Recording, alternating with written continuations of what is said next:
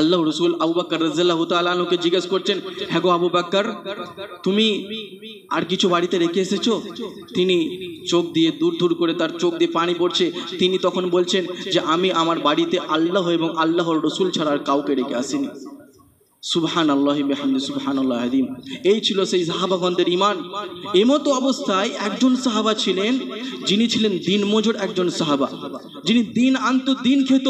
তিনি এই কথাটা শুনে মাথায় সর্বত্র ঘুরে বেড়াচ্ছে যে আমি তো নিজে ঠিকভাবে সংসার পর্যন্ত চালাতে পারি না, আমি দিনের জন্য কি দেব। বারবার আল্লাহ রসুলের কাছে আসছেন, একদিন এলেন আবার ফিরে গেলেন, একদিন এলেন আবার ফিরে গেলেন।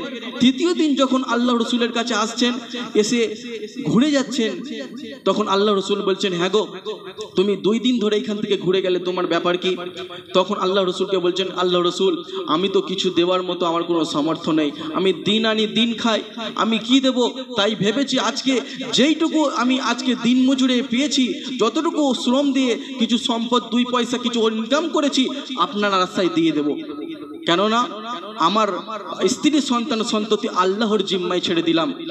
তখন আল্লাহ রসুল সাল্লাল্লাহু আলাইহি সাল্লাম দীর্ঘ কণ্ঠে একটি কথা বলেছিলেন সেই তাবুকের যুদ্ধের সময়, যে সেই যে অল্প টাকা সেই দান করেছিল, ঠিকই সেই দানটা ছিল সব থেকে উপরে রেখেছিলেন আল্লাহ রসুল, সব থেকে উপরে রেখেছিলেন এবং বলেছিলেন এটা হচ্ছে সব থেকে উত্তম দান, সব থেকে ভালো দান, যে দিন আনে দিন খায়। এর পরেও যতটুকু দিন মজুর পেয়েছিলেন সে তো ততটুকু দিন মজুরের টাকাটা সে আল্লাহর রাস্তায় দিয়ে দিয়েছিলেন।